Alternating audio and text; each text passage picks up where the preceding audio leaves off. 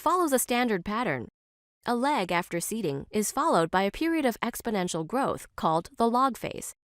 Cells should be passaged when they cover the plate, or the cell density exceeds the capacity of the medium.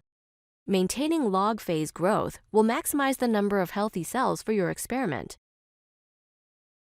Before retrieving your flasks from the incubator, sterilize the hood and have all required supplies at hand. Examine your culture carefully for signs of contamination or deterioration. Handle the cells with care during transport.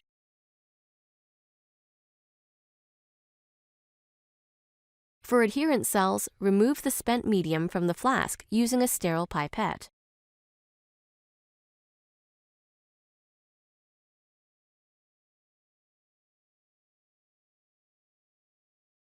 Rinse the cells with a balanced salt solution such as DPPS. Make sure to use a salt solution without calcium and magnesium, as these may inhibit your cell dissociation reagent. After rinsing the cells, remove the salt solution. Each time you aspirate liquid off the cells, place the next solution on quickly. Add your cell dissociation reagent to remove cells from the plate. Use just enough solution to cover the cell sheet. Consider using a gentle dissociation reagent, such as Triple Express, to avoid damaging your cells during dissociation.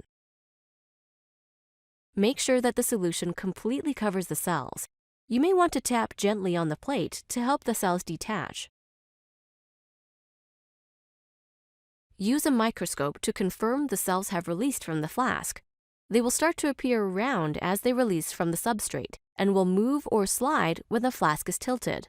Complete dissociation is necessary. Do not leave the dissociation reagent on too long, especially if you're using a reagent other than triple. You may choose to manually break up lingering clumps by repeatedly pipetting warmed medium over them. A single cell suspension is important to achieve an accurate cell count. If you are using trypsin, the collection medium will need serum, or you'll need to use a trypsin inhibitor to inactivate the trypsin. If you're using triple, inactivation is achieved by dilution alone. No serum is needed. Transfer the cells to a conical tube and centrifuge to remove any residual dissociation reagent. The speed and time of centrifugation will vary based on your cell type. After centrifugation, you should have a well-formed pellet. Remove the medium from the centrifuge tube with a pipette and discard the medium into a waste container. Try not to disturb the pellet. Resuspend the pellet with warm, complete growth medium. Gentle pipetting will disperse the cells to ensure a homogeneous solution of single cells. Remove a small sample for cell counting. Trypan blue is used when counting cells to indicate the ratio of live to dead cells. The stain turns dead cells blue, but healthy cells with an intact membrane will remain white or colorless. Using the microscope, count the total number of cells and the number of dead or blue cells. Based on your cell count, determine how much additional fresh medium to add for optimal seeding density. Add the required medium, mix the cells gently, and pipette the solution into fresh flasks. Cap the vented caps on your flask tightly. If the caps are not vented, cap loosely. This keeps contamination out while allowing adequate gas exchange. Use a north-south, east-west motion to evenly distribute the cells and transport the flasks to the incubator.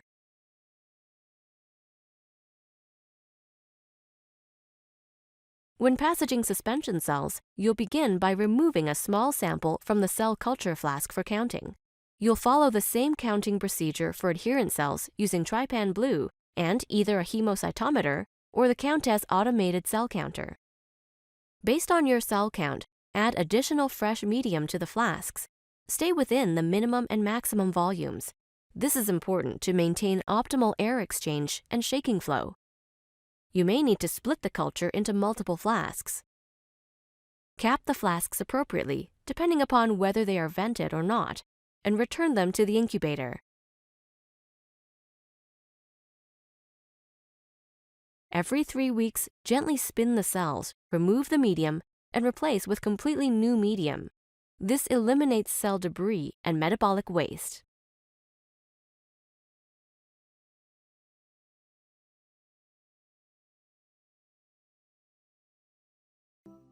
You're in line at the grocery store when, someone sneezes on you. The cold virus is sucked inside your lungs and lands on a cell on your airway lining. Every living thing on Earth is made of cells, from the smallest one-celled bacteria to the giant blue whale to you. Each cell in your body is surrounded by a cell membrane, a thick, flexible layer made of fats and proteins that surrounds and protects the inner components. It's semi-permeable, meaning that it lets some things pass in and out but blocks others. The cell membrane is covered with tiny projections. They all have functions, like helping cells adhere to their neighbors or binding to nutrients the cell will need. Animal and plant cells have cell membranes, only plant cells have a cell wall, which is made of rigid cellulose that gives the plant structure. The virus that was sneezed into your lungs is sneaky. Pretending to be a friend, it attaches to a projection on the cell membrane, and the cell brings it through the cell membrane and inside. When the virus gets through, the cell recognizes its mistake. An enemy is inside. Special enzymes arrive at the scene and chop the virus to pieces. They then send one of the pieces back through the cell membrane, where the cell displays it to warn neighboring cells about the invader. A nearby cell sees the warning and immediately goes into action. It needs to make antibodies, proteins that will attack and kill the invading virus. This process starts in the nucleus. The nucleus contains our DNA, the blueprint that tells our cells how to make everything our bodies need to function. A certain section of our DNA contains instructions that tell our cells how to make antibodies. Enzymes in the nucleus find the right section of DNA, then create a copy of these instructions called messenger RNA. The messenger RNA leaves the nucleus to carry out its orders. The messenger RNA travels to a ribosome. There can be as many as 10 million ribosomes in a human cell, all studded along a ribbon-like structure called the endoplasmic reticulum. This ribosome reads the instructions from the nucleus. It takes amino acids and links them together one by one, creating an antibody protein that will go fight the virus. But before it can do that, the antibody needs to leave the cell. The antibody heads to the Golgi apparatus. Here, it's packed up for delivery outside the cell, enclosed in a bubble made of the same material as the cell membrane. The Golgi apparatus also gives the antibody directions, telling it how to get to the edge of the cell.